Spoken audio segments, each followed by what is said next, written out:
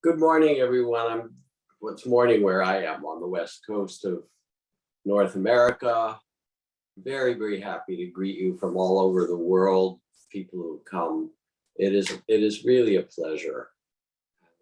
I'm grateful to you all for joining this Mindfulness Daily Challenge and doing 40 days of meditation as part of the way of starting this wild year of 2022.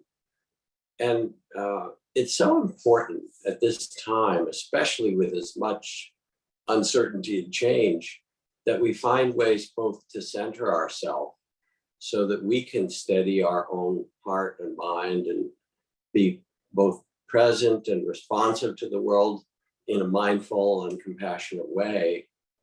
And it's also critical, not just for ourselves, but for our family and friends and the work we do, and more than that, the community of human beings and animals, beings on the world, because as we probably said in the program, the outer technologies, which are so extraordinary that we've developed now as human beings, have to be matched by our inner wisdom and technology.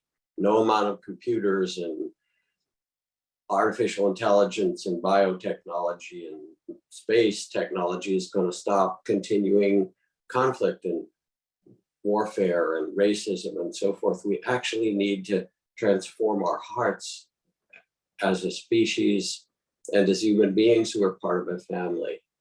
So I'm really glad to have you join. And Cloud Sangha, which is this wonderful company that you are now connected with in doing this, was started as a way to offer direct teachings to people around the world, whether you're in Barcelona or Pretoria, South Africa, or Dublin, Ireland, or wherever you happen to be. One of the big questions people have asked is, how do I find a teacher? Because most of the things of meditation are just broadcast to you.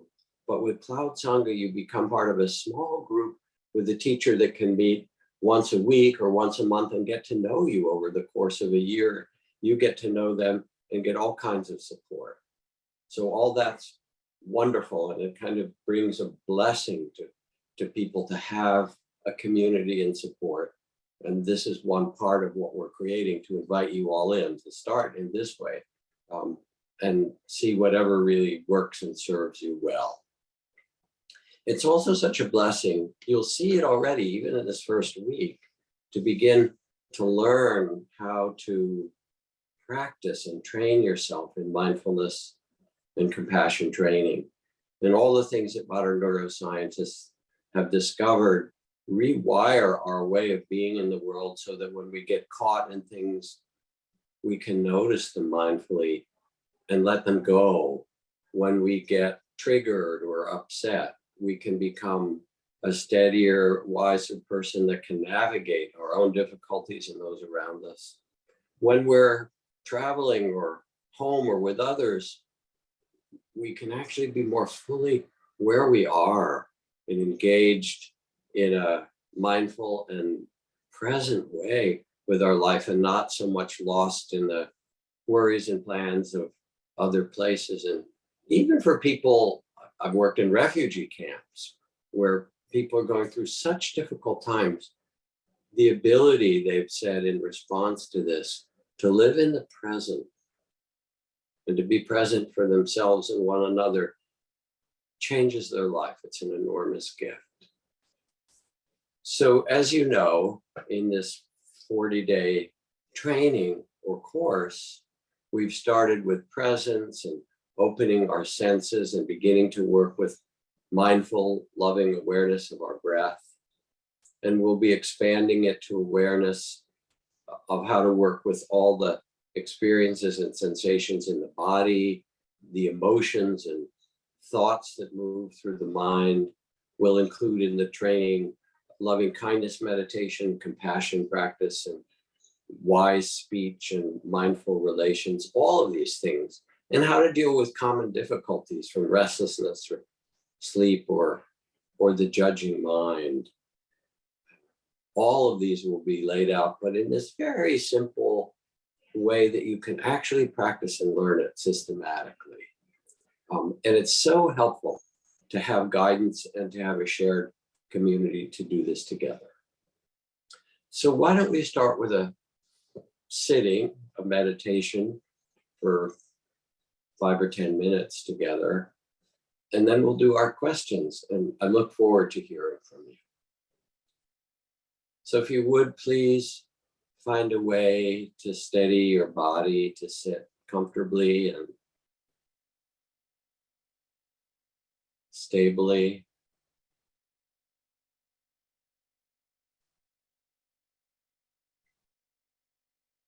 And as you do, take 2 or 3 long breaths, breathing in and out and releasing whatever you can to settle into this moment.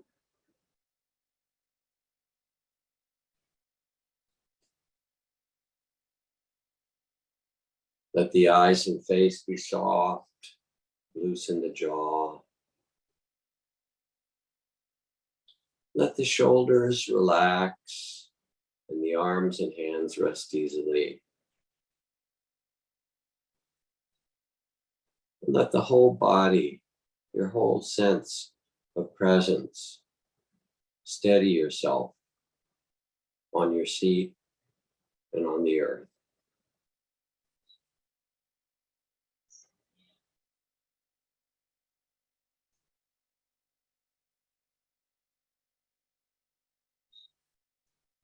And bring your attention in this moment now to the experience of your own body breathing.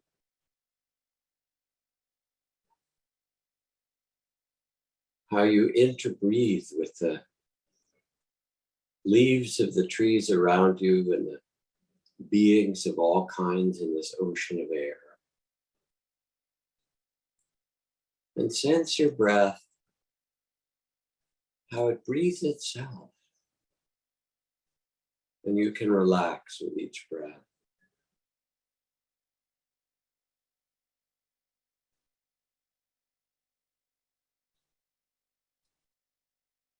Let an awareness of the breathing, this breath,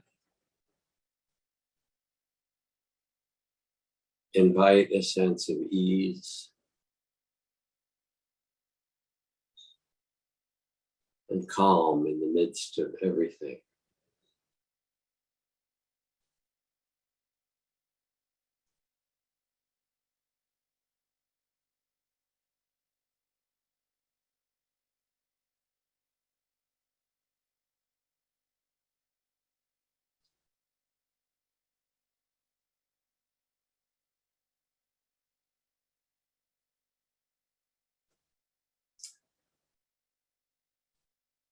If it's helpful, you could put a half smile on your lips to bring a spirit of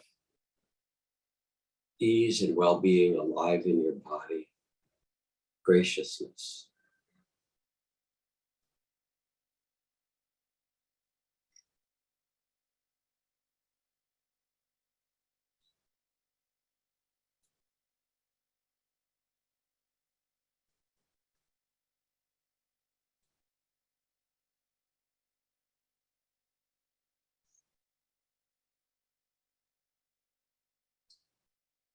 And of course, as you feel each breath gently, after a time, the attention will be pulled away.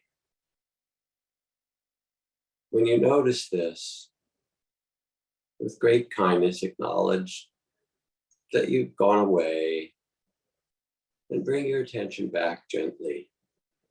For this first part of our practice, this first week, we're really learning to steady our attention.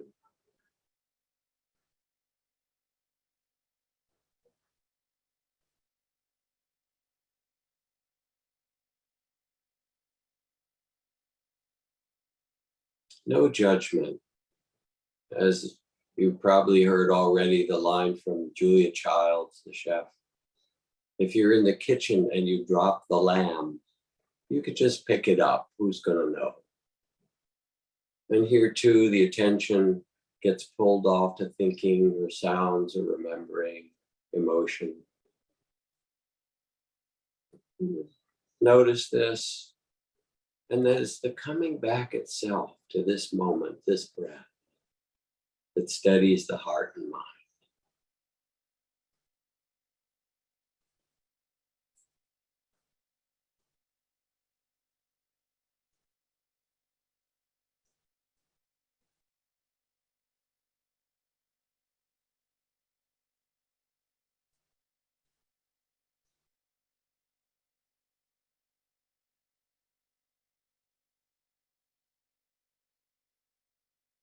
Let the thoughts or sounds or emotions, let them rise and fall like waves of the ocean around the breath.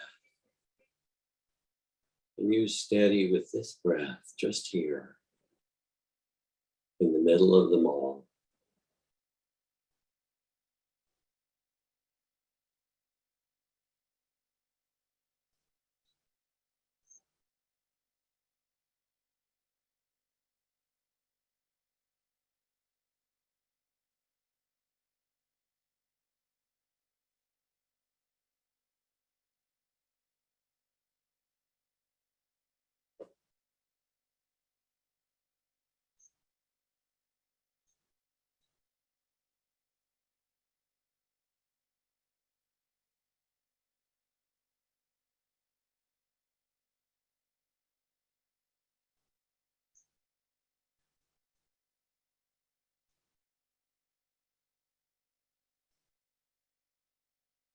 And staying with the sense of steadiness or ease of this breath.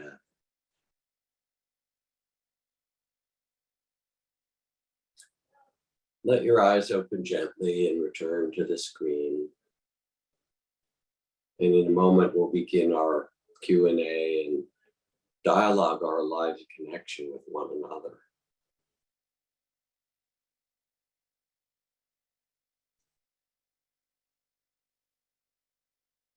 As the great Vietnamese Zen master Thich Nhat Hanh has said, when the crowded Vietnamese refugee boats met with storms or pirates, if everyone panicked, all would be lost. But if even one person on the boat remained steady and calm, it was enough. It showed the way for everyone to survive. And as you practice, and it really is a training and practice, you do it again and again, like practicing piano or coding or tennis or whatever you care about. As you practice, this sense of being the steady one in the midst of the storms and pirates or whatever's arising around you becomes a gift to yourself and everyone else. So let's change the screen and pull me up and pull up whoever is asking the next question now, please. Because I'm seeing the clouds on the logo. Okay, here we go. Great. Okay. So our first question is from Vicky Rudolph. Her question is, good morning. What is the best way to start a mindfulness practice outside of meditation? Focus on specific activities, eating, and go from there. Vicky, please unmute yourself and say hello so Jack can see you. Hi, Vicky. Hi, how are you? Good. Where are you? I'm in Alamo, California, in the Bay Area. Wonderful. Yes, you're asking one of the most important questions. How do we embody this quality of mindfulness that we might have sitting silently in other ways? You mentioned eating meditation, and it's kind of a prototype because as you learn through this 40 days to be mindful of your breath, and then we go on of your body, of emotions and thoughts and so forth, will lead to that embodied mindfulness. Eating as an example, the first thing that you can do is just to pause and take 30 seconds of silence and check in with yourself before you eat, because we tend to kind of rush to eat. We're hungry and everybody else is around. Just to pause and tune in with your body, maybe feel a few breaths as you have already in the meditation. And then for the first minute or so, maybe slow it down and be aware of lifting and placing food in your mouth and tasting and swallowing, taking time with it so that you tune in and then pause, quiet yourself, look around, see who else is there. So you actually, in slowing down just for a minute or two, you invite the opening of your presence and your senses. And the same can be true in other circumstances throughout the day where you feel you're getting frazzled, you're at your office and still goes there, or you're on Zoom, your Zoom office, or doing things in your home. Say, let me take a pause. We sometimes call it the mindful pause. A few breaths, let me notice where I am, notice what feelings and experiences are present. And these little mini breaks begin to tune yourself to be more fully present.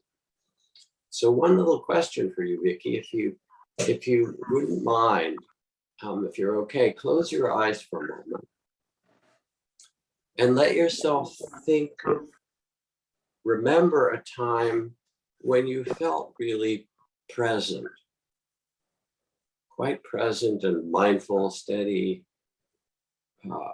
In the recent weeks, what circumstance comes to mind as a place that you already have experienced this mindful, loving presence? And with your eyes closed, tell me what came. What came to me is the recent retreat that I did in Northern California at I'm sorry, the name escapes me, but it's the one that you're affiliated with. Oh, sure. Yes. All right. So there you could feel this. Yes. So now as you feel it, sense what it's like in your body, how your body feels like when you're present like this. And also sense what it's like in the heart and mind. There's a certain ease, openness. And now realize or invite yourself in remembering to say, let me take a few breaths in the middle of my day or my activity to remember this and center myself, knowing that it's already in you. How's this feel? No, that's great. I hadn't thought of that. Yeah, you already have it in you. Very peaceful, Beautiful. So in some way you've answered your own question. Beautiful. Thank you, Vicki. Thank you. Take care. You too. That was wonderful. So our next question is from Jan Lowen. For the last year, I've been dealing with chronic chest pain, and they still haven't figured out what it is. So it's really hard to concentrate on my breath. Jan, please unmute yourself so Jack can see you and hear you. Hi, Jan. Where are you? Oh, you have to unmute. You'll get there. There we go. Hi. Hi, how's it going? Very nice to meet you. Nice to meet you. Where are you? Santa Rosa, California, not too far away from you. Santa Rosa. So first, your question is important, and I'm so sorry to hear about the pain. Yeah, it's a hard one. Is it just carry on pretty much throughout the day? It's cyclical, kind of throughout the month, actually. And sometimes it's some days, and sometimes during the day it's worse and better, and it's kind of all over the map. It's weird. All right, so let me give you some suggestions to help, because your question's important. There are two kinds of pain that you'll meet in meditation. The pains that come at different times in our life. Physical pain we'll talk about. And in that, we will teach you in this training how to soften around it, how to notice what it feels like, so that it's not so scary to you. Because usually we just run away from it, or we contract around it and our body gets tight for a really long time. So to learn how to actually bring a mindfulness into the pain and surround it with a kindness and feel, is it fire or throbbing or, tenderness or piercing or whatever. Becoming familiar with pain with gracious awareness already helps detoxify it. So we're not so much in a battle. And maybe you've already started to do that in your own life. But then the second part, which you talk about, is chronic pain. And especially in your chest, if you do your breathing, it's hard to focus on the breathing. So with chronic pain wearies the mind. It actually, it's hard, and it sort of wilts our attention, or its demands. And in that case, you don't want to make the chronic pain the regular place of your meditation. You want to be able to learn how to pay attention to it a little bit and soften, so you're not so afraid of it. And then instead of the breath for you, I would choose for you a different meditation focus. And here is a couple that you can do. One would be instead to listen to sound. And as you sit, feel the sense of your mind and heart opening, and the distant sounds of birds or traffic or the soft sounds in the room, and open to sound, and let yourself rest in a bigger field than your body. You could do that, or you could also focus on another part of your body, and you could notice the sensations of your hands, one hand and then another, and then one foot and then another. And as you do that, kind of rotating, instead of the breath in and out, you're feeling your left hand and right hand and left foot and right foot. It gives you a way to steady yourself without focusing where the pain is. Right. How does that sound to you? Yeah, that sounds good. I've done a little bit of that, paying attention to the sound, to a sound, and having kind of almost like a white noise thing going for myself so that I can do that. It still is definitely, having that squirrel mind and running back to, oh no, my what's happening with my chest, kind of thing. So it's All right, definitely. So let's do just a minute of playing with it together. Close your eyes, because that worry comes. Oh, what's happening in my chest? Oh no, and it's understandable. It's our bodies, and we, so fear, anxiety come. So close your eyes,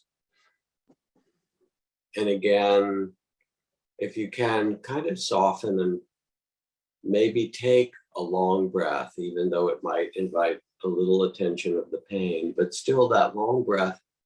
It's like you're unafraid of it all. You can feel it. And you've learned this capacity to soften around. Now be aware, as you've done, of sound, of my words and the quiet sound around you.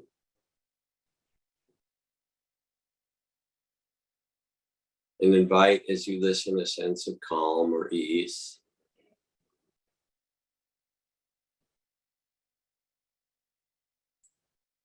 Now, I think to keep it more lively, let's add the limbs. Become aware of the sensation in your left hand, all those sensations, just gently. Warmth, cool, moist, tingling. Now become aware of the sensations in your right hand. And relax as you do it. And now the sensations in your left foot.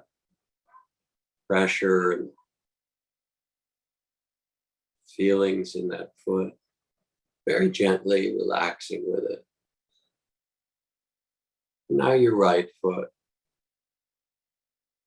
Again, all the sensations, and feeling it and relaxing as you do. Letting the whole sense of presence grow.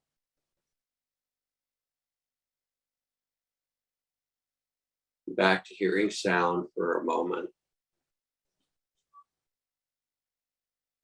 Softening. And now again, your left hand.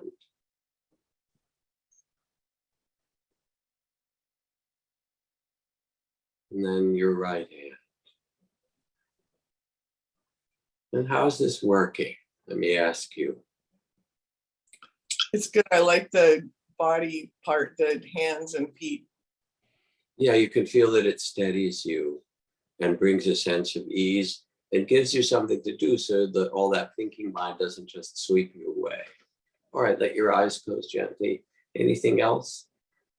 No, that's great. Thank you so much for your time. I really appreciate it. I'm really enjoying the space too. Great. Thanks, Jen. Take care. So our next question is from Veronica. Hello, if during meditation time your mind wanders a lot because you are very upset or scared or stressed, as if the mind needed to process what's happened and cannot calm down after a while and get to stillness or full presence, is it still considered good meditation? Veronica, please unmute yourself and say hello so Jack can see you.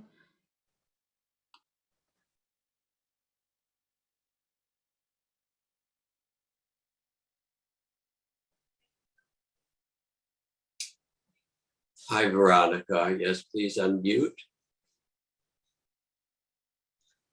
Hi, Hi, where are you? I'm in Italy, in a town very close to Venice. I'm very emotional. I'm very honored to be here.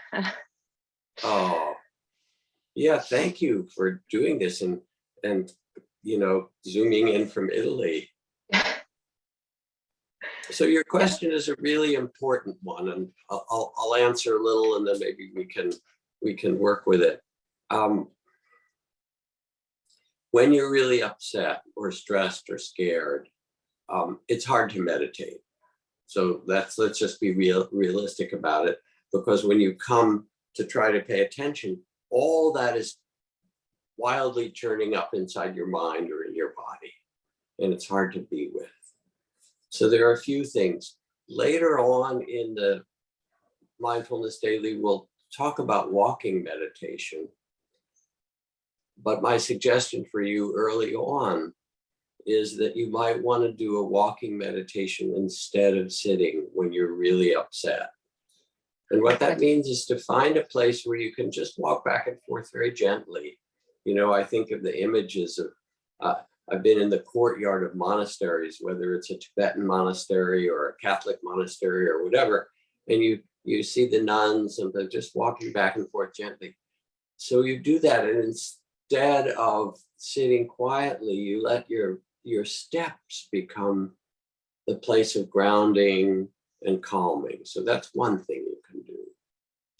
Another thing that you can do, which we'll do in a moment together, is as you sit, to acknowledge to yourself what you're feeling. Upset, scared. So you name it to yourself. Already that means you're becoming mindful of it. And give it lots of space just to be there, as I said, like waves of the ocean. And then see in the middle of it, can I feel my breath even for 2 or 3 breaths? Just 2 breaths of calming, and then, oh, I'm so upset. It's fine. Notice that. Can I find another breath or 2? Not struggling against it. When you worry about it being good, the only bad meditation is the one you don't do. If you're doing it, you know, maybe you walk for a little bit and you say, all right, let me see if I can find 15 seconds of calm in the middle of the storm. So how does this sound first? Sounds great. I actually think I am able to find some presence, let's say, like a little piece of presence among all the big thing. Yeah, I think I am able to do that. You know, there was this doubt, thinking, am I doing enough? You know, and yeah. I realize now that it's still the mind, again, wondering and doubting. You know. Yes. And yeah. Beautiful. And this will happen to everyone. What you're saying is really helpful to all the other people listening. because this is the judging mind and the doubting mind. And it says, Veronica, you're not doing it good enough, and not only that, you're not doing other things good enough, and you should be better. And that's the judging mind, and doubting, am I doing it right? Am I living correctly? Am I in the right relationship, the right place? All those voices. And so what you just said is beautiful. You said, I know in myself that there's a quiet place or a centered place. And then what you could do is say, oh, and we'll teach you more as Mindfulness Daily goes on, to name it and say, oh, judging mind, thank you for your opinion. I'm okay. Let me do a few breaths. Doubting mind, you're not doing it right. Thank you. You little bow to it. Thank you for your question. I'm actually okay. I'm going to breathe now. So you have a little humor and you acknowledge it just as you did. Close your eyes for a minute. We'll just play it together. Because here you are, and as you close your eyes, you can even feel what's present, maybe a little bit of excitement or anxious just from talking in the middle of this and so forth. All that's fine, just notice it. Kindly, oh yeah, here we are. And with your eyes closed, what kind of energy is there? Excitement or anxious or what? Enthusiasm. Enthusiasm, beautiful. So you feel that it's bubbly. And now, as you said, you also know that there's a place that you can center or feel your breath in the middle of it.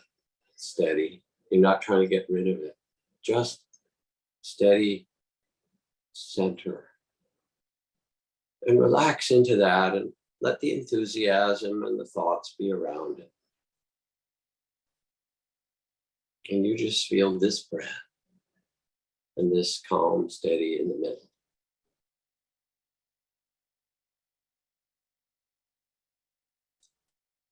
And how does that feel for you? It's fun. Yeah, beautiful, beautiful. It's beautiful. So you have again really answered your question, and you understand something in it. And now you're also starting to see, oh yeah, the judging mind will come and the doubting mind will come with its voices. And thank you for trying to help me. I'm actually okay right now. Let me just breathe. It felt as if all the rest around turned down a little bit, and the center became bigger, just a little bit. It's beautiful.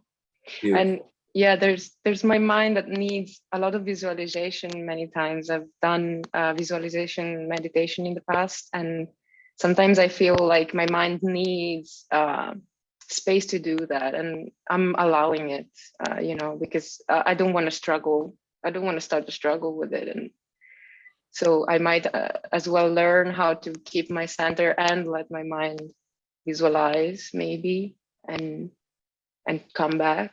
It could be a solution. That sounds also good. If they're making space, and then after making space for it to visualize or whatever, say, okay, now we're going to come back to the breath for a bit and find the center and alternate between these two. You're trusting your own inner wisdom of how to do this, and it's beautiful. Thank you so much. All right. Thank you, Jack.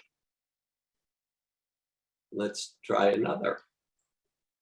Yeah, our next question is from Michelle. And Michelle says, I've been meditating for some years now, and my struggle is getting past 10 minutes of meditation. I'm always happy when I have meditated, and that gets me back to my next session. But for some reason, I feel like past 10 minutes, I would just be so bored, and it's a lot of time to commit to. Ridiculous, I know, but I'm just wondering if there's any strategies to get me past 10 minutes. Michelle, you can unmute yourself.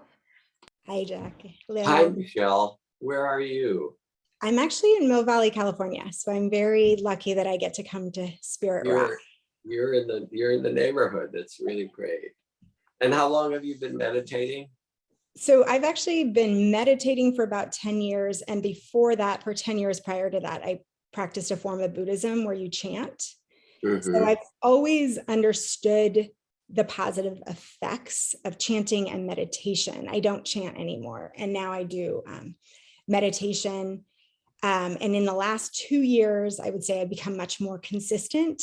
So I know that I'm making progress, but I have this mental block, it feels like, past 10 minutes when I'm thinking about my day and I'm like, okay, I'm going to go meditate.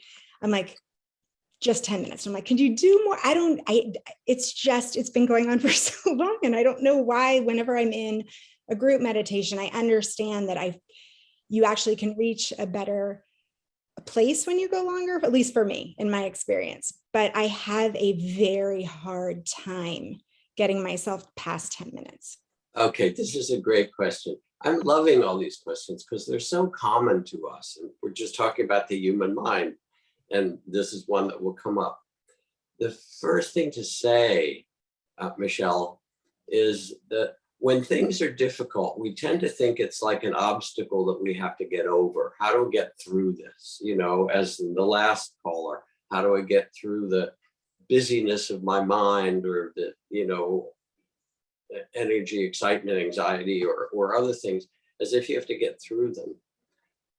A different approach, different language that may be helpful for you is to become interested, which is really part of your question, and curious. So it's not that you have to get through 10 minutes, but something's cooking. I wonder what it is that goes on at 10 minutes that really stops me in my tracks. So that strategy of interest and curiosity is more what you want.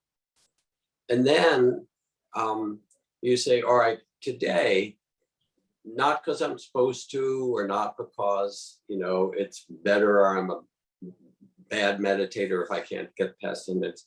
I'm going to try to sit for 15 minutes, and I'm going to be curious what happens. And what will happen, and you noted it, is maybe you'll get bored, or you'll get restless, or you'll get worried. Oh my God, I'm spending so much time meditating, but I have to go shopping, and then I have to call this person, and so forth. So you'll start to notice, is it boredom or restlessness or anxiety or worry or whatever comes. And as you'll learn when we go through the 40 days of this, and we start to talk about how to work with the different emotions that come, which you can already start to do, you can acknowledge them. Oh, restless. That's what it is. Or bored. And when you notice that people feel like, God, I'm wasting my time. So there's doubt. Okay, thank you. And then there's boredom. And instead of turning away, you name it and you say, let me feel what boredom's like. I'm going to be the most bored person in Mill Valley. Bored, and you name it, bored, and feel what it does. Okay, show me. Let me see. Or restless. I feel so restless, I need to get up, you know. So you feel it mindfully, lovingly. And then you think, oh God, I'm going to die of restlessness. It's too hard. You say, all right, let me be the first person to die of restlessness in meditation this morning in Mill Valley. Let me feel what it's like. And as you allow the experiences with curiosity, not trying to change them, you'll notice that you get more interested. And that also, by giving them the space, they start to open up and lose their power. So close your eyes just for a minute as we practice together. And first, just take a deep breath.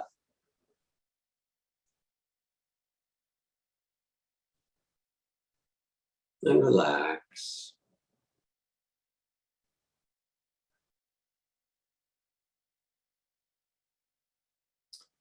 Now remember back to a recent meditation where you hit your 10-minute mark and couldn't go further. You can remember what it felt like. Yeah. And then let yourself feel or imagine what was starting to happen that you would be facing if you stayed more than 10 minutes. What feelings, what state, what was starting to arise. You can know. And what do you notice with your eyes closed? Well, I noticed that it's one of those things where when it hits 10 minutes, I'm like, oh, I feel good. And I feel like I can keep going. But it's almost like I've allocated that time and I'm like, I've got stuff to do. So like, that'll just be good. Like you've done it. Okay. And so feel yeah, that. Keep your eyes closed. Okay. So your mind is now saying, you've done enough. I better get onto my list Yeah. and get my day done. So notice it, feel that. And with it, there's an energy to move, and I don't need to do any more. And you notice all that without trying to change it. And what happens if you let that come like a wave of the ocean? It comes in and it says, girl, you got to get busy. You got to get the rest of your life done. And you say, okay, thank you for that view. Thank you to your mind for that. And allow that wave to come and then see what happens. What would happen after that? I feel relief. You feel relieved because you let it come and you don't have to follow it. Is that the relief? Or you'd be I relieved? just kind of felt like a wave of relief. Like, okay, I'm just not going to do that. I'm not going to keep going on with my day right now. Okay, so notice that sense of relief coming. And then feel your breath after you do that, that you can steady yourself and say, oh, now we're going to explore after that wave. Maybe things will get deeper or new things will open. And you start to allow the next level to open in your meditation. How's that feel? It feels good. Terrific. So this is really a great question, and also really points to a kind of, you just showed it, a kind of understanding that comes by getting interested in what's happening and not trying to fix it, but say, oh, let me learn. Let's see if I can open to this and see what comes from that, to give space. So you've done that beautifully. Thank you so much. It's a pleasure. See you around. Yes, thank you. Take care. Our next question is from Vishal. Vishal said, hi, Jack and all. Have been working with some sharp grief recently, and I get the sense that developing and sustaining a sincere meditation practice is a means for me to be close to my lost loved one in a deep way. Could you comment a little on the connection between meditation and its possible ability to connect us further with everyone, both present and past? Thank you. Vishal, you can unmute yourself. Thank you. Hi, Jack. Hi, Vishal. Where are you? I am in St. Louis, Missouri. Ah, St. Louis. Oh, I lived there for a bit when I was a kid. Hi. Oh, really? Happy to see you. You as well. So you ask a really important question, and grief, especially if someone that you love close to you has passed, is a huge thing. Who is it? It was actually my wife passed away a year ago, roughly 2 days ago now. So it's about a year since she passed away. How did she die? She had a brain tumor. Oh my. Yeah. So you've really been through a lot then. Yeah, it's been a tough couple of years. Yeah, I'm sorry to hear it, and I can only begin to sense how huge that has been for you to live through. So a few little things about grief and meditation, and you ask also maybe about how to connect as well to those who passed. Grief is a mysterious thing. It has its own cycles, and you probably noticed it will come and rise up, and there'll be tears and emotion, and it has all kinds of other parts too. It's got anger. How could this happen? And it's unfair, and heartbreak, and worry, and who else will it happen to? And blah blah blah blah.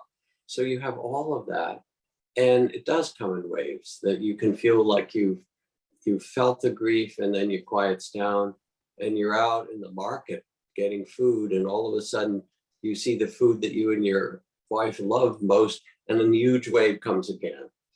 So you have to be very kind and patient to let grief have its time, and honor it in a way. And the amount of grief that you have really talks about the amount of love you had. The depth of your grief is the depth of your caring and your love. And so it actually represents something important. And in a way, it's a connection to her in that grieving.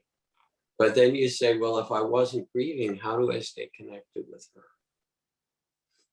Which is really your question. And in that, my experience, and I would say it for you too, is that when you get quiet, which you can do in meditation and come back to breathing and be present, when you get quiet, you can talk to her and you can listen to her. What was her name? Greta. Greta. When you get quiet, you can bring her into your mind or heart. She may be there anyway. And you can sense in a deep, intuitive way, you know, I still feel your presence. I still feel our love. Let me tell you what matters to me right now. Let me sense, do you have something to say to me? The way that we connect, because she can't completely go away. She changed your life and she changed the world, and you will never be different. I mean, from that, it can't be taken from you. Yeah. Does this make sense? It does. It does. Definitely connect with that sense for sure. And I feel a dear friend actually purchased this course for me. And I feel like it was the perfect time for me to start developing, you know, a practice that it just felt right as a way to possibly address some of the pain that comes with the grief in the way that you speak of, actually. So, yeah. Beautiful. So let's do a minute or two of meditation together, if you're okay. Okay, absolutely. Yeah. So let your eyes close gently first and settle, and maybe take a long breath or two.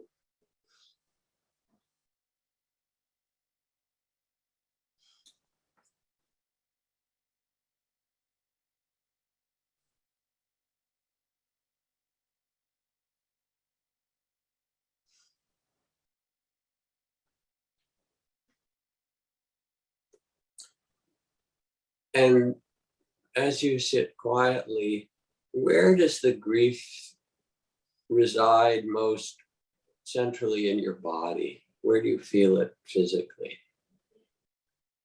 Definitely in the heart region and a little towards the left side of my head, it feels, but I do feel it in the heart region.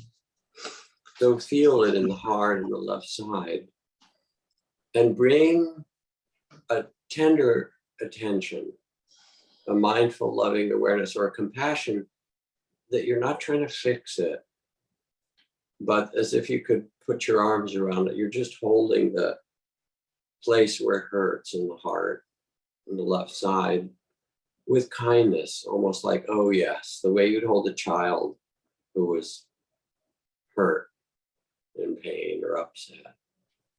And without trying to change it, notice what happens when you bring this kindness and tenderness to it.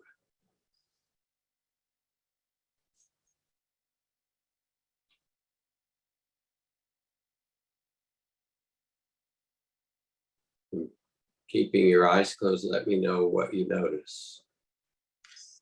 I definitely, the moment you drew my attention to it, I felt my body lose some tension just overall.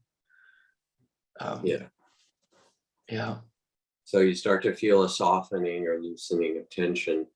Yeah. Even as it's present, it's like softening around it, holding it. Okay, one more little question to ask you. As you get quiet and your body softens a little bit, now in an intuitive way, ask Greta if she has any advice to you about your meditation, and see if she answers. See what she says. I can already hear her response to that. What did she say? You have to be disciplined. And Oh. So she's saying you got to do it. She's glad you're doing it, and you actually do. You got to man up and do this thing. that's right. Yeah. All right. So when you're ready, let your eyes open. So again, you could feel, and we're sort of getting ahead of ourselves in many of these questions naturally, from the breath to how do we pay attention. But what you did was bring the same loving attention that you're giving to your breath now to the grief, to feel it in your body and not try to fix it, but be mindful and kind with it. And then your other question that you asked, how do I stay connected? As we talked about, when you get quiet and listen, that's the place where you can really feel that connection always. So, Wonderful. Thank you so much. it's a pleasure. Thanks. So last one, I guess, huh? Yeah. Yes, the last question is from Claire. I've had this question for a long time. As I age, my memory gets less vigorous. I've been participating for several years now, succeeding at times in quieting my mind both in and out of meditation. Consequently, I don't go over and over certain events and experiences, and it seems like I can't remember as well as I used to when I obsessed. Does meditation work against remembering things? Claire, you can unmute yourself. Hi, Hi, Claire. Chad. Hi, I'm where so are glad you? to see you in person because I followed you for a long time. It's a pleasure. Where are you? I'm on Vashon Island near Seattle. Oh, beautiful. Yes, Vashon is beautiful. I have good friends who live there, like Michael Mead, you may know, and others. Anyway, again, an important question. And, you know, you and I can speak. I'm 76. So I do know about getting older. And I also noticed that my own memory capacity is declining some. It's not as sharp as it had been. And it just feels in part natural. I noticed that even with my meditation masters, they could be really present, but they live more in the present and less in memory, perhaps at the very end of their life, especially. So your question was, well, does meditation help with memory? I think is part of your question. My question really is, does meditation kind of ruin memory? I think kind of the opposite. My experience is that as I get quieter in meditations, I actually have more access to memory, both long-term or short-term. And here's how it can work. You know, maybe you have the experience I do, that there might be something I can't remember and so forth. If I wake up in the morning fresh, all of it will all come back to me, even though I was sort of looking for it. And I believe there's even because the neurotransmitters have refreshed themselves and the brain is more available. That same thing happens in meditation, that after you quiet yourself in that way, like getting good sleep, it actually can allow the brain and the mind somehow to have more access to memory, to be able to be connected. And then the other piece that's beneficial, because this is such a good question, is that a lot of things we, start to do by habit and don't remember so much because we're acting on automatic pilot. And as you learn to be a little bit more mindful and present in what you're doing, it actually makes the memory clearer. Mm. If I go through the day and do stuff on habit, I don't remember it so much. But when I'm more mindful of doing that, whatever it is, going into the kitchen or doing an errand or, working on some writing, I'm doing, now I remember I was writing, I had these feelings and thoughts and so forth. The memory is more alive because I was more there. Oh. How does that sound to you? That rings true. When you talked earlier to someone about where is there a place you can remember where you felt really present and felt peaceful? Yeah. And I thought it was when I was as a midwife, I was at a birth and I would just be really present. Nothing else existed.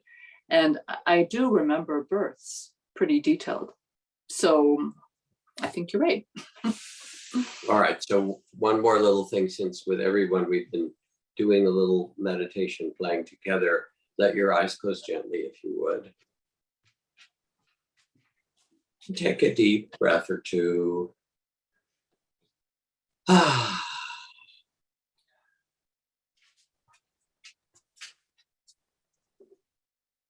And come back as we have to the mindfulness of breathing, which is where we are in this 40-day course of presence and feeling the body breathe itself with a kind attention.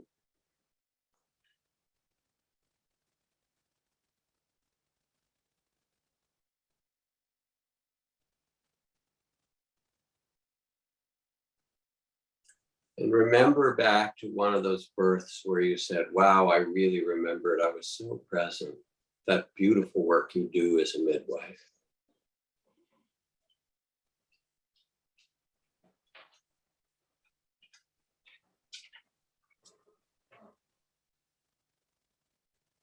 And there you are telling the woman in labor to breathe, you know,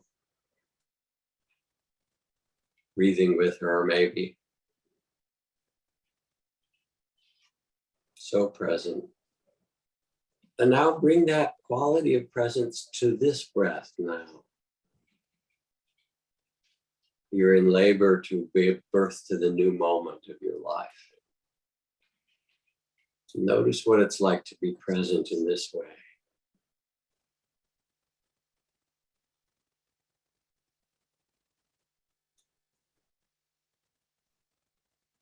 And sense how it feels.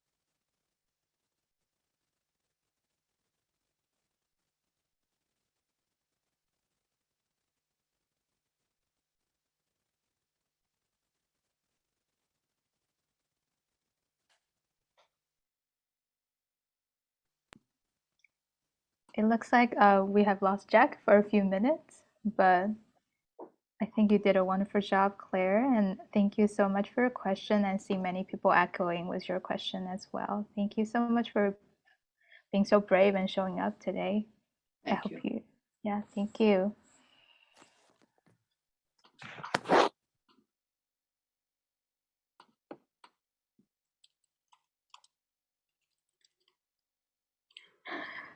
Oh, Jack is back. Okay, hi. Sorry, for some reason, my computer just died, but we went through a death rebirth experience. Claire, I could feel you getting more present. Was that true for you?